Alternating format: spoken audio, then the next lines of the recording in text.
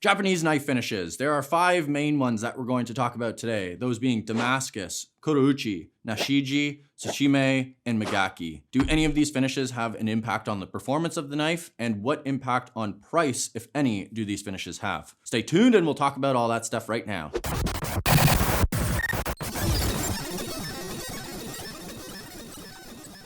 First finish we're going to talk about today is Damascus, also called suminagashi in the Japanese world. This style of finish is actually not correctly named. Damascus steels actually refer to a pattern welded steel, which means various layers of different types of steel and other materials are layered together, put into a furnace and heated up and smashed together. It's then typically folded over itself a number of times to achieve the desired amount of layers.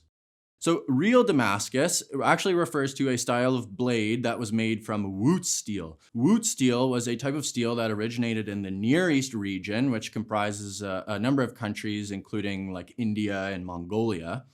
And a crucible steel is one that is heated up in a giant like cauldron and then like poured out. Then these billets of wootz steel are used to create a Damascus knife. Now, Damascus knives or wootz steel is characterized by the little swirls of the different types of material that are put into the crucible. So it's not actually achieved by layering and folding steel. That layering and folding process is known or should be known as pattern welding. However, for our purposes today, we are going to refer to Damascus steel as pattern welded. Okay, so the dude who has the undesirable title of confusing all of North America about Damascus steel is a gentleman by the name of William F. Moran. We can't rag on this guy too hard because he did end up founding the American Bladesmith Society. And though he got the name wrong, he did reintroduce pattern welded steels into modern knife making and obviously had a big impact on bladesmith culture in North America today. So why does all that matter? It doesn't really matter at all, to be honest with you, but just a little tidbit there so that you know what Damascus steel really is. It also should be noted that Damascus steel is purely aesthetic. It doesn't add anything to the performance of the knife. You'll find lots of different patterns in the Damascus world and no two are alike. But again, they don't make your knife any sharper. They just look really cool. Furthermore, most Japanese knives now that have a Damascus finish on them are in fact clad with that Damascus finish, meaning 2 billets of Damascus steel are forge welded to a core steel, further to the point that it's just an aesthetic difference, not a performance difference. Now, while the finish doesn't add anything to the performance of the knife, it still is a very labor-intensive process, pattern welding steel, and whether or not it's done by the blacksmith or not doesn't really matter. If they purchase pre-pattern welded steel, someone had to go through the effort of pattern welding that steel before they bought it. If they're performing that pattern welding themselves, a lot of skill involved in doing that, a lot of machinery involved in doing that. So it's going to drive the price up and you will typically pay more for a Damascus finish knife than you will any other finish.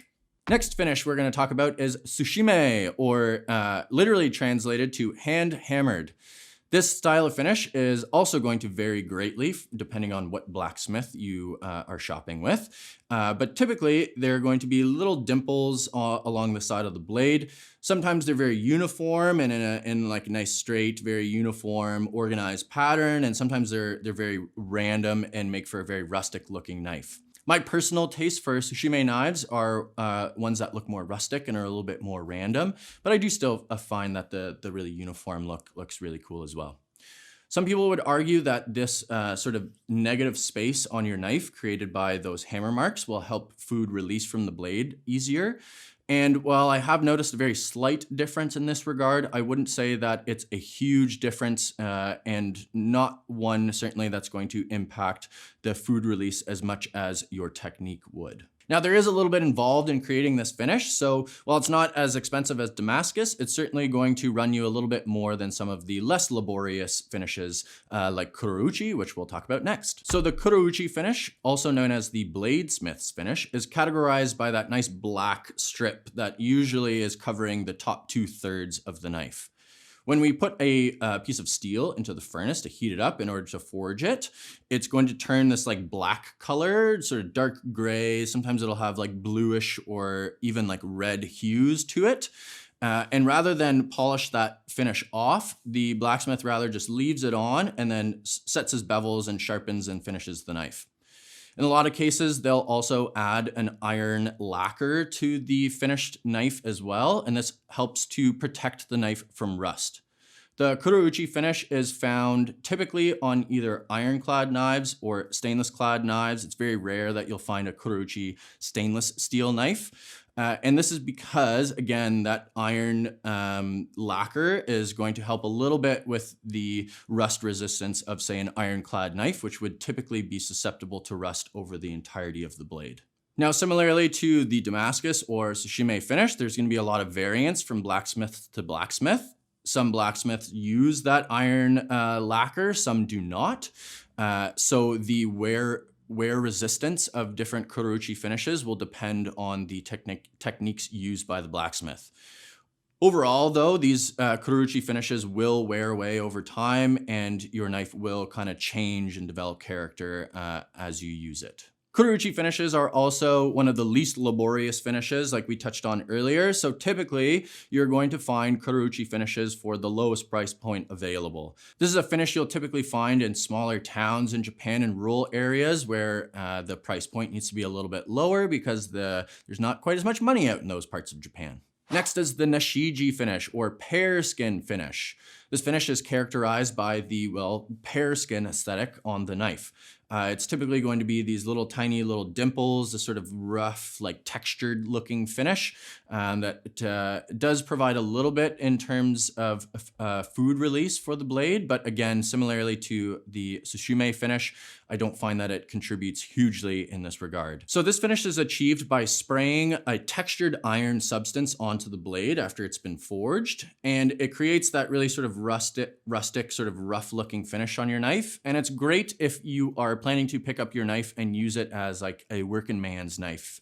You don't want to worry too much about scratches showing up on the blade. The Nashiji finish is going to be a great option for you because the scratches and scuffs get hidden up really well in the Nashiji finish. Now, again, this isn't a super laborious procedure, so Nashiji knives can be on the more expensive side, but typically you're going to find them a little bit on the more affordable side, typically a little bit more expensive than a Kurouchi knife. All right, the fifth and final category we're going to talk about is Migaki, and what we're referring to in this category is the different levels of polish that you'll find on certain Japanese knives. So Migaki is a term that sort of broadly describes knives that just have a nice sort of uniform polish to the knife. You'll find different styles like the hairline finish, which is typically achieved on a belt sander, which is those, you're going to see very faint lines that are all sort of pointed into the edge of the knife. You'll find kasumi finish on a knife made from iron and carbon steel. Kasumi finishes are described as having sort of a hazy, sort of cloudy finish on the bevel of the knife and a really interesting contrast between the iron and the polished carbon steel at the edge. So you're going to see like nice polish right at the edge and then sort of like a wavy line where the iron cladding starts. Looks really, really cool. Of course, we've got the mirror polish as well, and as the name describes, this polish would describe a knife that one could see themselves in very clearly.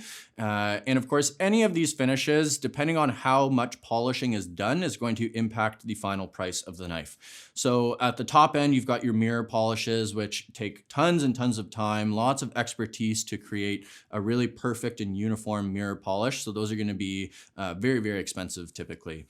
A knife described as having a Migaki finish is typically going to be one of the lower levels of polishing. So those knives are typically going to be on the lower end. And then kasumi finishes, you're kind of getting up there again as well. These are, again, very difficult to achieve and take a lot of time and expertise. So these are going to run you a little bit more as well. Category number 6 is going to be the combo finishes. A lot of blacksmiths like to mix things up, use 2 different finishes at the same time. The most common combinations we see are the Kurouchi Tsuchime finish, found on one of our favorite line of knives here, the Denka series. Another really common combination would be the Tsuchime and Damascus combination, where you've got like the Tsuchime finish on the body of the knife, and then in the bevel you've got a nice Damascus finish. But you'll find different combinations of finishes, and typically the combo finishes, again, because we're now doing 2 processes to get this finish, are going to run you a little bit more as well. Okay, so that's it, guys. Those are all the finishes that I can think of. You kind of got an understanding of what you're paying for with these different finishes, typically more aesthetics than performance. So do keep that in mind with your knife shopping journey. I hope you enjoyed this video. If there's anything you wanted to add, leave a comment down below. Smash that like button if you enjoyed our content, and subscribe to our channel for more of it. Until the next video, stay sharp.